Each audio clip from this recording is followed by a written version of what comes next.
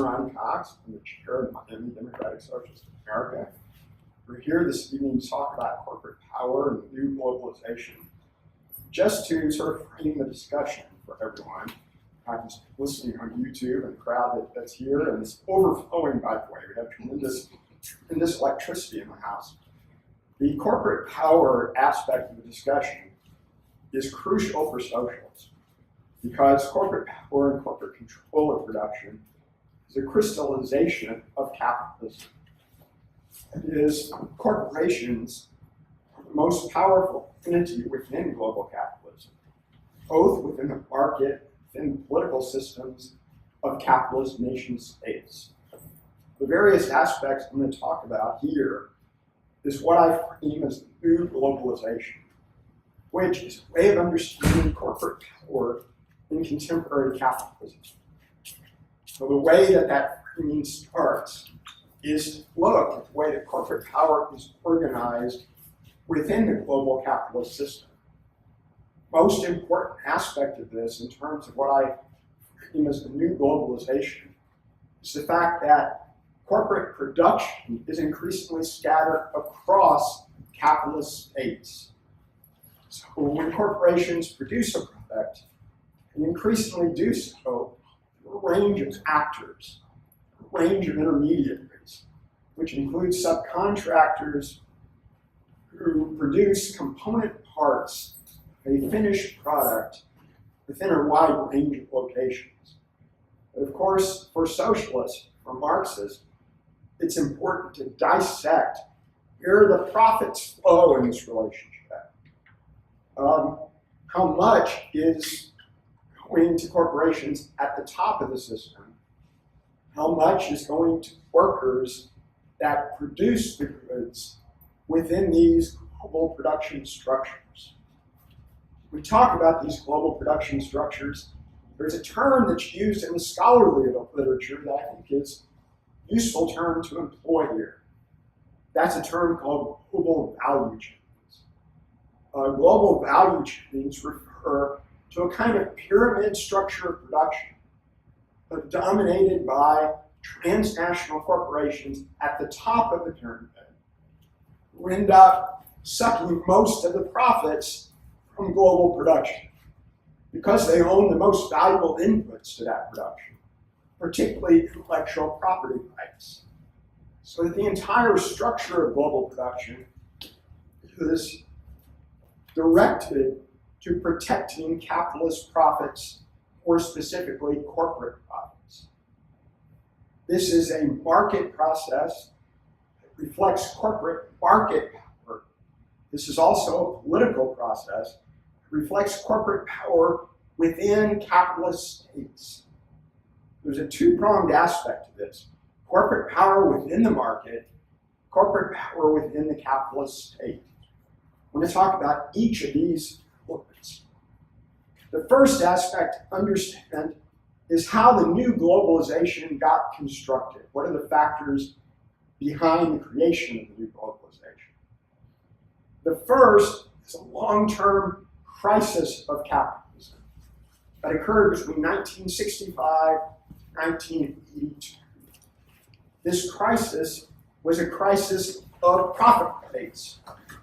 Big global capitalist corporations were seeing a steady decline in the rate of profit, or at least a stagnation rate of profit, from 1965 all the way through 1982. How you get a snapshot of this is by looking at an index that is commonly used to analyze this topic, which is the Fortune 500 index, or the Global 500 index that's sometimes referred to. This consists of the most powerful 500 global corporations.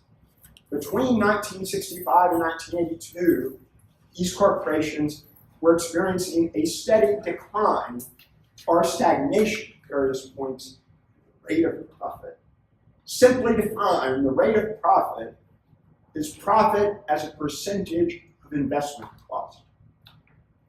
Why this is happening is really a product of the characteristics that are inherent to capitalism. The tendency of the rate of profit to fall is built into the system. is a product of capitalist competition.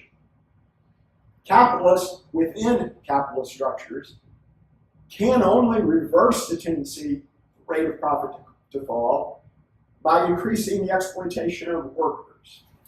But they're also dependent on increasing technology, increasing machinery, to be able to increase the productivity of workers. Marxian analysis, there's a contradiction, because the more you pay for dead labor of machinery or technology, less you're able to exploit living labor workers. So as capitalists try to outdo each other, they create the very process that leads to crisis, which is the falling rate of profit. This falling rate of profit led to capitalist organization within nation states on a global scale. So capitalist organizations organizing within the most powerful capitalist nation states, the United States, European Union, Japan, in an effort to reduce their cost of production. How do they want to do that? By establishing political lobbies that would lobby for lower taxation at the top of the system, lobby for less regulation, whether it be regulation and increase the cost of production, everything from environmental regulation to how workers are treated, to the various day-to-day health and safety aspects of production that spill over into innocent communities who then are forced to deal with the brunt of capitalist production costs. So capitalists were intent on forcing cost onto the broader public, onto the working class, which resulted in an onslaught of capitalist lobbying activities, best expressed by the emergence of specific capitalist organizations, which includes the Business Roundtable in the United States. It was formed in 1972, which includes the European Roundtable of Industrialists, formed in the 1980s in Europe, which includes Capitalism, which is a powerful corporate lobby organization in Japan. All of these organizations advocated lower taxes, less regulation, and essentially the ability to keep more of their profits, to force more of the cost on workers, the ability to freely depress wages. So a big part of this is asking governments, indeed lobbying aggressively at capitalist governments, to reduce protection for workers. This meant a frontal assault on union structures. Unions have been gravely weakened in all of these capitalist states. Big part of this process was freeing up capitalists to reduce the cost of production by making it less expensive to move that production from core capitalist states to developing states. The most important trends of modern capitalism is the shift in manufacturing production from the capitalist core countries, that is, the United States, European Union, and Japan, to developing countries.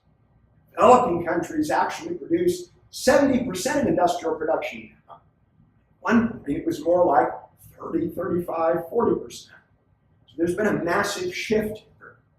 This shift took place because transnational corporations that make the most profit from the system relocated their production structures from the core capitalist countries into developing countries, while still maintaining ownership rights.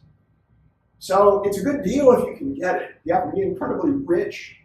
You happen to be privileged enough to be able to get what you want from your respective states, regardless of their official democratic label. You're able to shift resources to yourself and push the cost of production down on everybody else. That's exactly what happened. So you have a relocation of production. Within the global value chain structure, this relocation operates through a segmentation of production. That includes a kind of pyramid structure. Transnational capitalists at the top of this pyramid own and profit from this pyramid structure. In fact, overwhelmingly so, reap a disproportionate amount of profits from the way production is organized. There are just a few of these firms that dominate entire sectors of capitalist production. In fact, the firms at the top of this production structure, referred to in the literature sometimes as system integrator firms, because they don't really produce very much. They basically force the cost of production onto subcontractors or small-scale producers, who then produce the component parts for a finished good that these transnational corporations then sell at a handsome profit. So if you look at the transnational corporations at the top of this pyramid structure, they're quite few in number. Just 2 commercial firms dominate the entire production of commercial aircraft. Just 10 firms dominate about 77% of the production of pharmaceuticals. Just 10 firms dominate the global production of automobiles. Just 4 firms dominate the production of mobile handsets. Just 3 to 4 firms dominate the mobile telecoms infrastructure, as well as the fixed line infrastructure. Just a few firms dominate the PC complex. So you have hundreds of firms that are producing in scattered locations at very tight cost margins, competing fiercely with a lot of other firms, all for the privilege of getting contracts from the top. So these contracts force down the cost of production on communities, workers, usurp the profits from production to a narrow elite at the top. And it's gotten really bad. It's gotten horrifyingly bad. Because more and more of capitalist global wealth has been concentrated within the very top of the system. 1% at the top of the system own as much as, and this is controversial because there are a lot of different statistics and ways of measuring this, but I think it's fair to say that the top 1% own at least 50% of global wealth. Some statistics actually list the wealth distribution as much higher. And whatever the figure you adopt, there's been an increasing concentration of wealth at the top of the system.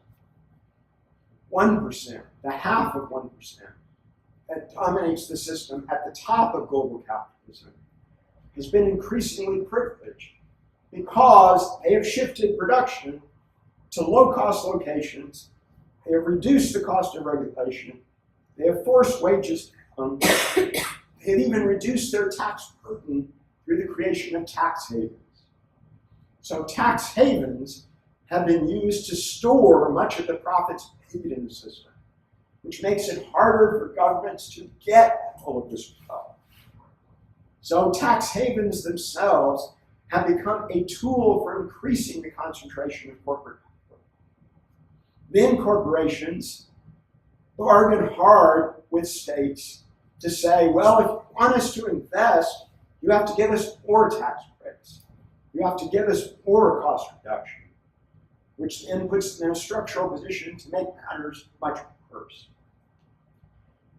So the features of this new globalization, as I frame it, include an increasing concentration of corporate wealth at the very top of the system, whereby a handful of transnational corporations dominate global production, can extract benefits of that production from the global system, from societies, from nation states. The second feature is the collaboration between these transnational corporations and state structures. The way I frame this in the book that I just completed is I call it transnational interest blocks, which involve cooperation between transnational corporations and state elites in both the global north, that is the core, most powerful countries within the system, as well as the developing countries of the global south. Transnational interest blocks are systems whereby states work with corporations to lower taxes, lower wages, reduce the threat of trade unions, eliminate trade unions entirely in some cases, depending on the nature of the regime, in an effort to facilitate the creation of global value chains of accumulation. What has happened in the most recent decade of the system is that global value chains have been undergoing a serious crisis. That is, if we look at global value chains as a percentage of overall trade, at the high watermark of global value chain production, as much as 80% of all the traded goods in the world system were produced within global value chains. The figure currently is closer to 60%. Some scholars say 55%, depending on how you measure it. So global value chains have gone through a crisis. That's because production is anarchic in capitalism. Corporations establish production facilities well before they know about the demand that is going to be available to purchase their products. So you have overaccumulation that's built into the system. You have entire factories that are operating at half capacity. So how capitalists have responded to this is illustrative. Since the capitalist crisis of 2008, the global capitalist crisis, capitalists have attempted to consolidate their global value chains. They've gotten rid of a lot of the supply networks. They've narrowed a lot of the subcontractors. Transnational corporations are trying to consolidate production to lower the cost of that production, which means that there's a much greater concentration of workers located at key points within the global production system. This is often missed by analysts on the left, who write books about the disappearing working class, or how the working class is less relevant to change under contemporary capitalism. But in effect, the capitalist working class is more concentrated within structures of global production than it has ever been historically. There are more workers who are defined as exclusively dependent on their wages than ever before in capitalist history. Much more so than when Karl Marx wrote his classics in the 19th century. It's true that the manufacturing sector in the northern core countries has declined in terms of worker employment. But the decline has often been exaggerated because the extent to which those workers produce a high amount of the end product is astonishingly important, because what you have is a production system that may be dependent on fewer workers within the core capitalist countries, but those workers are much more concentrated in key locations where they have the potential to shut down the system entirely. These key locations are warehouses, oftentimes. You think of warehouses, you think of workers just putting stuff on shelves for storage. But that's not how modern warehouses operate. Modern warehouses under capitalism combine a complex array of functions, which includes some manufacturing functions, where final inputs to a product are put together and assembled just in the nick of time to be able to be distributed and marketed as quickly as possible. So the time and the effort that goes into these warehouses are crucial for capitalist profits, which increasingly is determined by how quickly you can get these products to the market. In the United States, anywhere from 3.5 to 4 million workers who occupy these production warehouses. They're concentrated in places like Los Angeles, Chicago, New York, New Jersey. 85% of these workers are concentrated in big cities. These workers' wages have been forced down to the breaking point. They're forced to aggressively compete with each other in a pool of low-cost labor where wages have been forced down well below living wages in many cases. You're talking about $9.50, $10.50. Workers who occupy a centrally important place in the entire system of global capitalism. Imagine if those workers became conscious of how important their role was within the system. They could shut down entire supply chains. They could shut down the system in ways that other workers would not be capable of. This brings us to the central point of why it's important to analyze corporate power structures. Because corporate power structures embody all the inherent tendencies of capitalist production.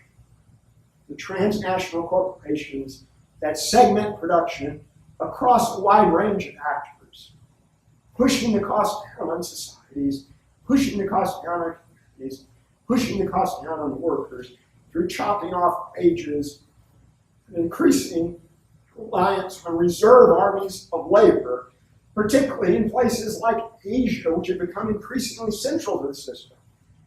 Worker productivity is rising in this system, but wages are stagnant. So by looking at how corporations extract profits from global value chains, we get a snapshot of this. And the country-by-country data is overwhelmingly consistent. What's happening in country after country is that worker productivity is going up, wages are stagnating, and the difference between wages and profits is growing. That is, profits are being more concentrated, wages are being more pushed down. You can measure this by looking at wages as a percentage of GDP, wages as a percentage of corporate. So the key is, how do we build an effective socialist fighting force that can consolidate our position within global capitalist production? We do so by looking at potential weak points of the system. By having workers within these weak points who are not only well aware of their position as workers, but have the ability to drive the entire movement forward into a challenge to capitalist power. So one way to do that is to fight for reforms. Make sure workers can get higher wages. But of course, we know that those reforms are quickly erased by the process of capitalist production, by the process of capitalism itself. So ultimately, we have to take the struggle further. We have to link the struggles of workers at various points in the system, whether it be the United States, the European Union, Japan, Asia, Latin America, Africa, and build a truly global movement that links with each other based on a common interest, redirecting profits to wages, based on a common interest of preventing corporations from dividing the working class by race, by gender. Workers that are employed in these logistical warehouse areas within global capitalism are women, people of color disproportionately, who do not have any of the union benefits that were bestowed to the white male worker when capitalism was in its development phase, 50s, 60s, and 70s. We saw growth of capitalist profits or a robust distribution of wages. Well beyond that, capitalism has entered a new phase where the crisis resembles the older crisis. The wages are being pushed down, workers are being immiserated. Capitalists are taking advantage of having what Marx called a reserve army of labor to pit workers against each other. So as socialists, we have to start paying more attention to class politics. That may sound silly, because as a socialist, you're supposed to be all about class.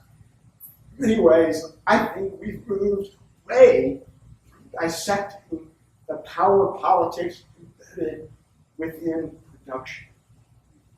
We need to take a stronger look to it, because we could do not only real damage to the system, but we could see a way station forward to greater worker power and greater worker control. That's it.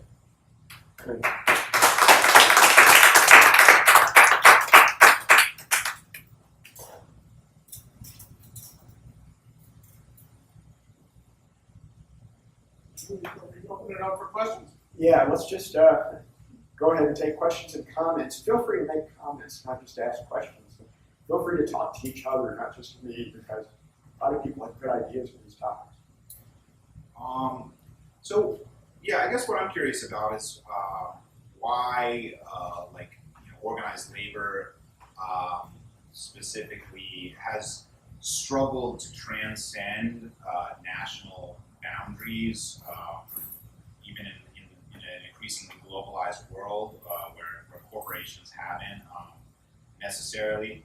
And yeah, I would just be interested to hear your take and other people's take on why that is, and maybe how we can address it. Right. Great question. I think the first part of that question can be answered pretty succinctly by looking at what unions are by definition. Unions have a fairly limited role within capitalism, although an important role, which is to try to bargain for the workers, to try to get workers higher wages, better working conditions. But that means that unions are necessarily segmented by which workers they represent. So that doesn't necessarily take a class position.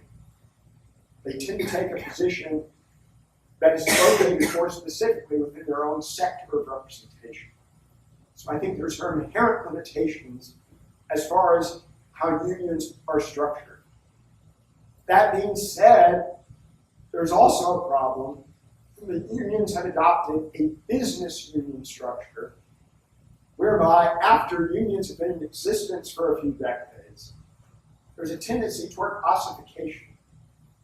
That is, union presidents at the top of unions tend to want to preserve a system of hierarchy and privilege, to the point where they're being very cautious when it comes to recommending actions that could upset the power dynamics internal to union movements. We have to be very careful about this kind of critique, because a lot of our allies are within union movements. They're probably going to listen to that and think, hey, he's attacking us. But the point is not to attack our coalition partners, because we work consistently with unions in a wide range of struggles, but to simply suggest that in order for unions to be pushed to be more aggressive in terms of authorizing strikes or supporting more militant actions, it oftentimes takes a politicization of the workforce. Workers have to become more politicized. The union structures I'm familiar with, some do sort of this to some extent. Some union bureaucracies are better at trying to politicize their workers than others. But for the most part, unions do not attempt to politicize the workforce.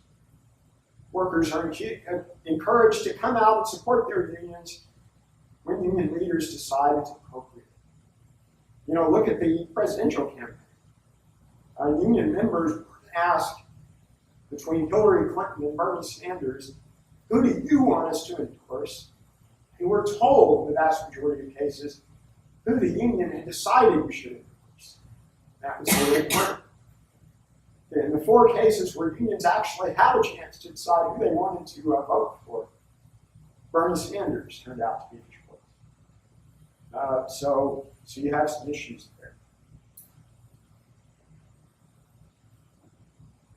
Okay, so this is gonna a couple of things. I think I have like a couple of comments and a couple of questions.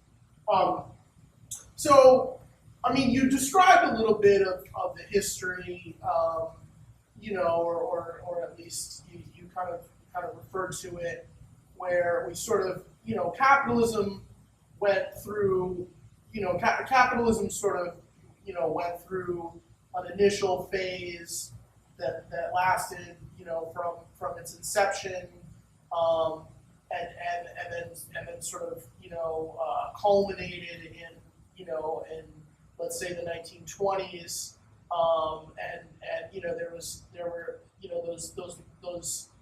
the decades leading up to that were basically that was like a gilded age for capitalism. And then we had various Marxist movements combined with sort of Keynesian social democratic movements in the core capitalist countries, that started largely in the 30s and lasted until the late 70s, and then there was the capitalist class basically initiated a reaction to that that sort of brought back a lot of their Gilded Age wealth concentration and power. But the difference in this phase is that things are much more automated and much more globalized, and as you said, a lot of the production has moved from the core capitalist countries into these poorer countries in the developing world. So I guess my question is, what do we do to move past, we can't just do the same thing over again, where we move back toward the Keynesian social democratic reforms, the same way that we did before, because first of all, it wasn't really that dope in the first place. But second of all, we've seen how vulnerable it is to being undone. And sort of, I guess the question is, how do we form an attack that is durable, and that actually gets us to a place that is much harder to dismantle. And then I guess my other the other question that I have is I think you spent a lot of time talking about workers in the logistics sector, basically people involved in packaging things and getting them where they're supposed to go, and sort of doing final assembly and whatnot. And I guess my thought is that the logistics sector seems like it's sort of the most primed for automation in the near future. Vehicular transport, as well as packaging and shipping and final assembly. That's all. That's all right there for the robots to take over. And so, I guess my question is, what do we do? Sort of, how do we not that those workers aren't critical to transforming the system right now, but what do we do as they come to have less power, or as there come to be fewer of them, and then I guess sort of what are other areas where we can that are sort of less where there's less of an immediate threat of automation, where workers are going to have power for a longer chunk of the foreseeable future. Yeah, this is a really good question. Also, I think it gets at the heart of the contemporary debate on that, on how fast automation is moving. Yeah. How the socialists respond to automation, the way you phrased it. I think incredibly important questions. I think there's been a tendency to exaggerate the speed with which the capitalist class can incorporate automation effectively and efficiently. Because when you talk about the move to something like 5G technologies, which is the next sort of big move within global capitalism, this requires a pretty huge outlay of capital investment, which is very expensive, which is going to benefit the first capitalist firm or two that makes the heat. But then those firms who follow are going to be able to adopt these technologies at lower cost, and it's going to cause a crisis of profitability for those early firms. So I think there are various systemic issues for incorporating the technology as fast as some people seem to assume. A good case in point is the automobile sector in the United States. People might be surprised to learn that despite a decline in automobile workers from 2000 to 2009 from like 700,000 to 500,000, automobile workers have actually increased in number in the aftermath of the crisis of 2008 because of the necessity of putting more people in logistics, putting more people in final assembly, sort of managing the eventual transformation of the production process that generates the output of the final car or vehicle. In other words, capitalists may be able to incorporate new technology, but human beings have to manage that technology. I don't see that disappearing anytime soon. I do see it stratifying the workforce because people who are going to be asked to manage the highest technology at the top of the system are going to have to be very highly skilled. So the people that they're asking to do the warehousing right now, they're paying exploitable, super exploitable wages to do. They're not even allowing them the dignity of reproducing their families with those wages.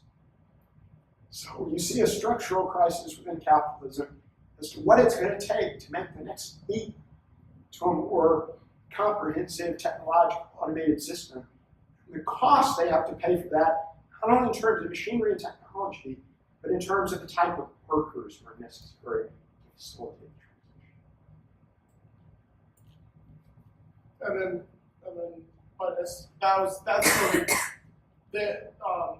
the first part of what I asked. So how do we how do we avoid another 1979, or another 1980, whatever year you want to put it at? So much of the concentration of workers in advanced capitalism occurs within the service sectors, which are much harder to move to different locations. And service sector workers actually work for a very few number of employers compared to, say, 20 years ago. So you have a larger number of workers concentrated in a lot of these different sectors of modern capitalism. I think what we have to do is we have to help organize every aspect of the production structure. Doesn't mean just labor-centered focus, it means labor community focus, whereby communities become increasingly important to advancing projects that make the lives of people more bearable in the short term, which are not automatically struggles of production, but also struggles of community building at the grassroots. But they're closely linked to each other, because the very people who are working these dead-end jobs, who are being more productive, who are getting paid less, also the people that have no jobs or have precarious jobs. So I think the connection between community and production is increasingly essential. David Harvey, I think, overstates it. He seems to want to say, great respect for David Harvey, who's one of the leading Marxists around, but he wants to say we need to focus more on community-based organizing, even less on production, which is ironic given the fact that his entire theory of capitalist history is based on analysis of how profits are made. But that's another discussion. I need to do both. This kind of goes to what you were just saying about communities. One of the things that, and I don't know how much this has changed compared to how it was in the past. So I guess maybe that's part of my question. And the other part would be, how do we utilize that? It's not just extracting value from the workers anymore. Your corporations are also extracting value from their communities. For example, and I often use where I grew up in Oklahoma as an example, Walmart wants to build a supercenter.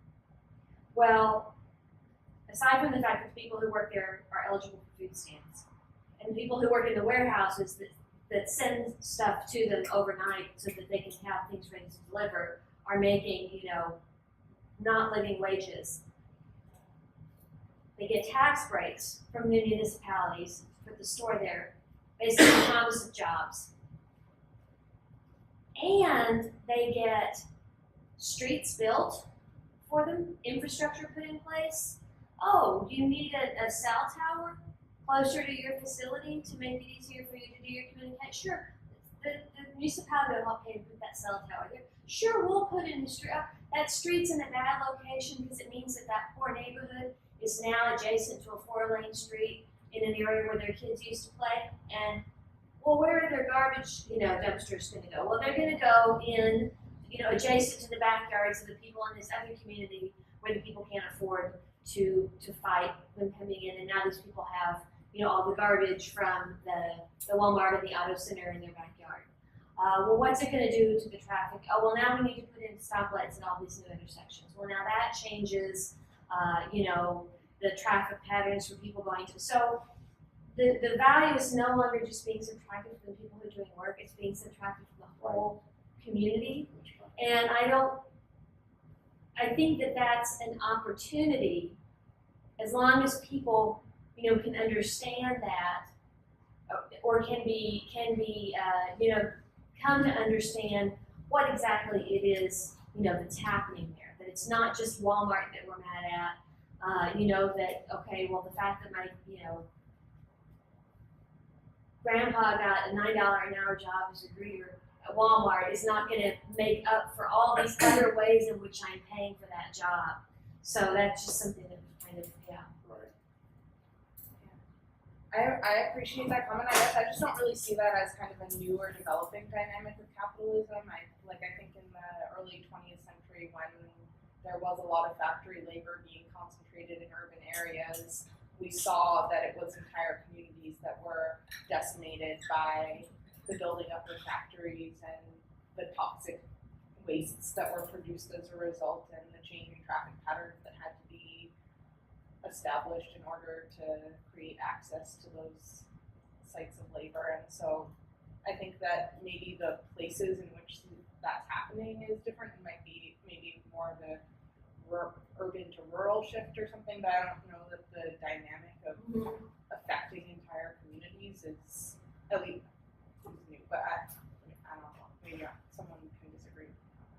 There's a recent book by the sociologist Mike Davis, which is entitled Lost Marks. Look at papers Marx written that have only been recently retrieved. Interesting for this discussion, because they point out a broader conception Marx had about why he saw labor as so central. It wasn't just labor was being exploited at the point of production, but it's because of the fact that the struggles of labor were so interconnected with the struggles of the community.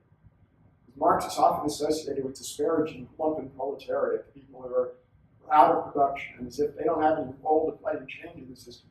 These new lost papers suggest a different orientation toward that class. That Marx, who's most sophisticated, saw the unemployed as much more permeable and connected to the system, disposable by the system, but also used by the system in ways that necessitate a broader orientation than simply a working class orientation.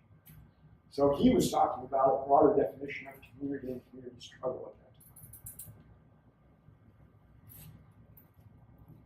time. So something that struck me, and I guess it's more of a comment, but just in terms of them mentioning like superstores, and someone had brought up Bangladesh, and I was thinking about their fast fashion over there, and just, I mean, obviously there's a lot of effects that there are, but the one that I was specifically thinking of was the effect on the climate, the environment they have. That one of the leading, environmental issues that fast fashion causes is just all of this dye and just chemical mix that gets dumped into the water. So I was just thinking, moving forward, moving towards this,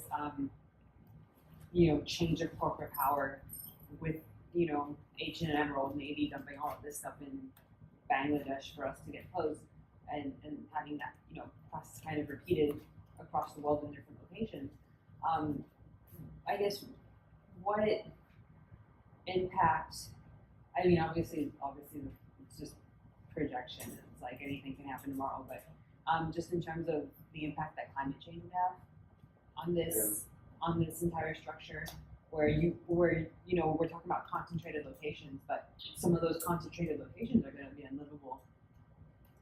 That's right.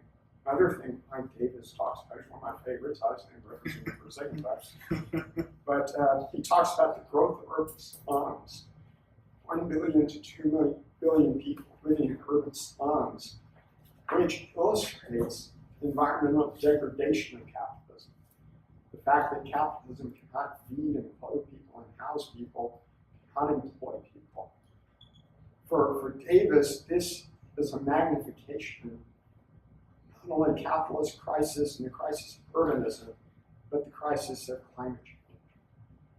In order to address this, Davis argues we have to address it looking at urban areas as potential solutions because they are tightly packed, because there's a necessity of trying to organize social relationships in a way that protects the environment, that does less damage to the environment than are east. You have the capacity to integrate high technology to get rid of cars or at least greatly reduce the utilization of cars. You have the capacity to use the advances being pioneered by these high-tech platform companies to use those advances to help people as opposed to stow away the profits in financial tax havens. That means starting to take over the upper tiers of the system. What I didn't say, because I sort of ran out of time for this, you have the high-tech corporations, the financial corporations, who are at the top of the pyramid in the new structure of capitalist production. The high-tech firms like Microsoft, Apple, the platform firms like Google and Facebook, Amazon, which kind of straddles different categories. All of these firms have the highest market value of any current capitalist firms. Now, what that has meant is that they're acting as de facto investment banks for other capitalists. Locate offshore, they're purchasing 80% of the corporate bonds that are offshore, are being purchased by these 5 entities, which an economist just discovered, looking at it closely. No one else had actually written about this. I include a bit about this in my latest book. So they have tremendous power to affect the rest of the system. They are literally the top of the capitalist pyramid when it comes to power, when it comes to resources. We need to nationalize those resources. We need to socialize those resources, which would be the first step toward remaking urban communities through the use of human technology that serves human needs as opposed to profit. So it seems that this is a viable direction. Of course, the financial sector is the other power brokers within global capitalism. This is manifest by the fact that even non-financial corporations are investing more of their profits in financial speculation, a trend that's been increasing for the past 30 years. More and more capitalist economies are dependent on financial profits as a higher percentage of gross domestic product. This is parasitic capitalism. They're betting on everything else. They're betting on new technologies. They're betting that some will lose and some will win. They're making a killing in the process.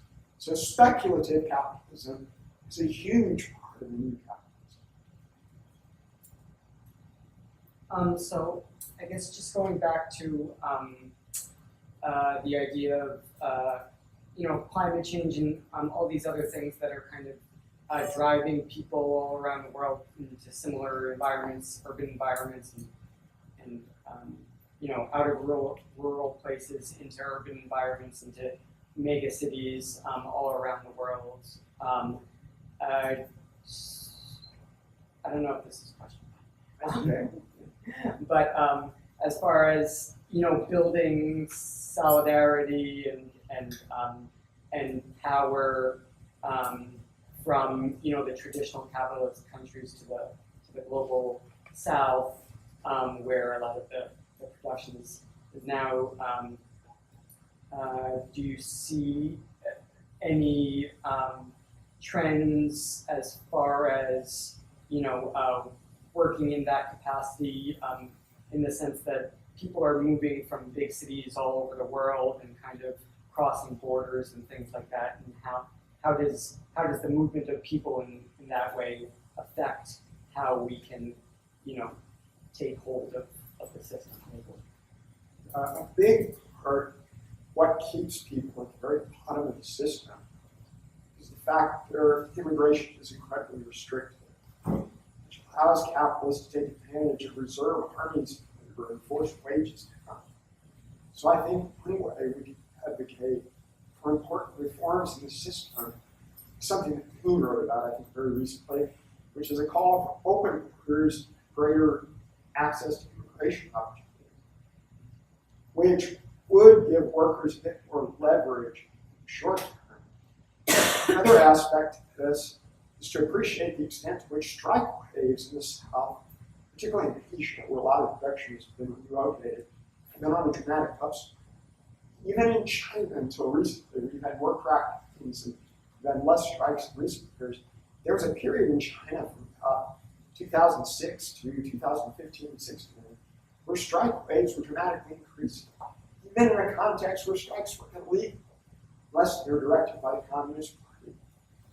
But the Communist Party had to pay attention because the entire system of domestic stability was being threatened by worker actions they couldn't control, which then had some modest reforms in response to this system.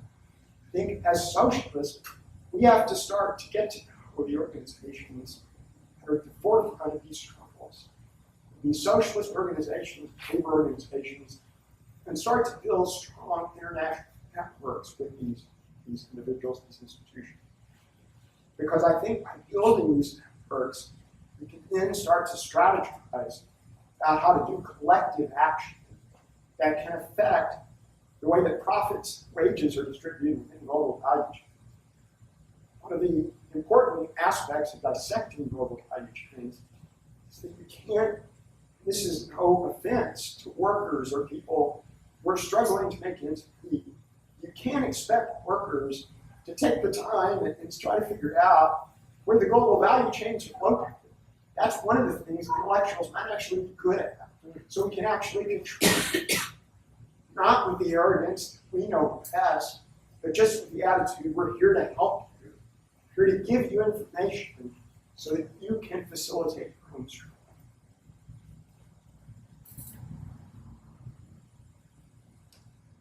So you mentioned nationalization as a strategy or a tactic, I guess, to address some of these issues earlier. And I wonder if you see that different from social control of these firms or corporations. And you were also talking about workers and the community. And I guess if we have greater economic democracy, assuming that we're winning, do you see a tension between within social control of the means of production between workers who actually are laboring in these in these factories or in these firms or doing this distribution work, and then the communities that they exist in, and I guess how do we reconcile that, or how would you see assuming that we're winning, what are some ways as an intellectual that you could see us organizing society more democratically in terms of the economy, I guess. Right. This is an extremely important question for socialists because we've seen past practices of nationalization amount to nothing for nationalization projects designed to facilitate capitalism on capitalism's terms. So just having state control of industry or state control of high tech, whatever the case may be, doesn't necessarily guarantee that it's going to change the capitalist relationship with production. In fact, various state ownership schemes oftentimes simply substitute one group of state capitalists for another group of private sector capitalists. And a lot of times the two end up working very closely together to make capitalism more profitable for the few. I think we have to be very skeptical of simplistic calls by the left to nationalize industry. It's far more productive to have those calls embedded within a working class culture of resistance, by workers are taking control of those means of production. Their control is being facilitated by the state. Look at the high-tech firms I referenced. A lot of the workers working for the high-tech firms, including Apple, Microsoft, and so on, that produce tremendous value and are tremendously productive, only get a fraction of the pay that the people at the top of the boardroom get. Tremendous inequality, which is not talked about enough. These people have every incentive to protect their own position as creators of wealth, as producers of wealth, the way that capitalism operates. There's a really high-tech history where there's avarice in high-tech that initially felt the internet should be free to everyone. It should not be profitable. It should not be subject to private profit or private control. And in fact, much before the internet was funded through the military, which is its own bad part of the story, but there were actually avarice within the high-tech industry that had more of a socialistic vision. It seems we can still tax this as socialism. We can still try to talk about broader visions of worker control and worker democracy. You mentioned social control of companies. I suppose there are a number of definitions of it. My company, which is a transnational one, has, say, 50,000 workers, and we probably own something like 30% of the shares, which could appear nice, 30% of the shares to the employees. But actually, this 30% are divided between 50,000 people, so that it doesn't mean anything in terms of Looks good on paper until you start turning it. It's just still the boss owning his own 30% is the right decision. And you have these cooperative companies, so I don't think that's the proper American term, where your right to vote is determined by the fact that you're one human being. It's one human, one vote, not one share, one vote. So it doesn't mean that you do not have a boss that knows about economics and that knows about managing a company, but it means that your right is determined by your being a human being and not by having a share, which changes everything. But to get here, I suppose we would have to overcome the individualism that we're in today, because today someone who has 2 shares doesn't want to share one of them with his neighbor who has only 1 share. And I mean, we're back to the community and to can environment help us rebuild communities, and because this is what we need to actually overcome our own interest. Because I have no idea how to bring us back into communities and how to make us more interested in our community than in our own personal interest. Sometimes you see things collapsing all around you and things are not working for you, your family, your friends. So you start to think about different ways to organize things. That's when it helps to have a socialist organization in place. You can push it. You can push those kind of attitudes. Because I think it's a combination of agency and structure. With agency, that's where propaganda comes in, ideology comes in. That's where we come in as a socialist organization. Well, I think also to her point, where it's like that person with 2 doesn't want to give up, compared to his neighbor with 1. But then I think part of the issue is also, being able to explain to him, okay, well, I have 1, you have 2, but it's in our interest to work together because the boss has 50,000. Yeah. So how do we combat that? How do we share that Yeah. So I think just making clear that, the community self-interest is ultimately his self-interest, because otherwise it's the boss's self-interest. I think that's one way forward. Yes, But but it's not an easy message to It's pass not, on, right? it's not at all, no. Well, and I think too with that, it's not the kind of thing that you're gonna have a conversation with someone and they're just gonna say, oh, of course, you're right. I've seen the light. I'd like to share my 2 shares with you. But it's an ongoing thing, over time, where you have repeated conversations, and if that message comes, oh, I have this conversation with my coworker who makes this point.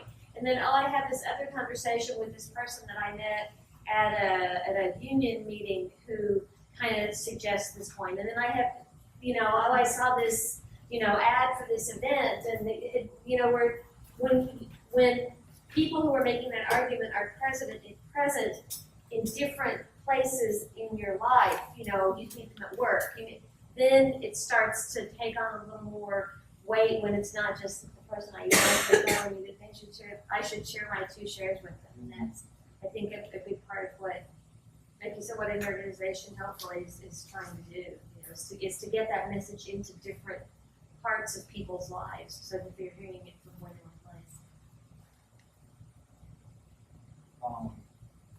Yeah, so I'm glad kind of rebuilding community got brought up, and I guess and especially the role of socialist organizations in doing that. And I was reading something by George Monbiot recently. Sorry if I butchered his last name, but it talked kind of about the history of socialist organizations in doing just that, not just doing specifically overtly political things, but also doing things like having hiking clubs or cycling clubs, and kind of creating space for community, because it was important to their political project. And I thought that was kind of an interesting interesting thing. There's been interesting studies in working class history that say that one of the biggest factors supporting worker strikes, work organization, worker self-activity is a history of embedded working class culture, which exactly speaks to your point. Workers are used to doing a lot of things with community organizations. Community organizations are deeply connected to the work that they do and to the types of activities behind people. Of course, capitalism tends to destroy those things. Then it's hard to recreate them. But historically, working class struggles have been built for those long-term efforts to build alternative structures within specific geographic spaces.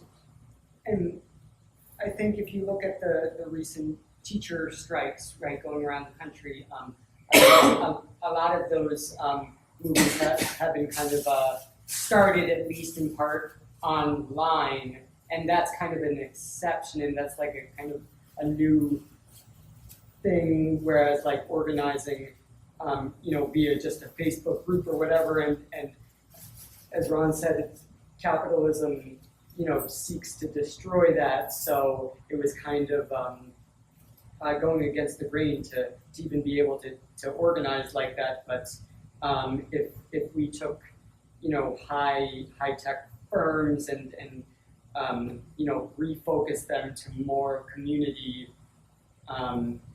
centered, goals rather than just atomizing people, and keeping everyone just looking on their phones all the time. I think that that would build that kind of communal perspective that we need in the 21st century that has been decimated, right, with the internet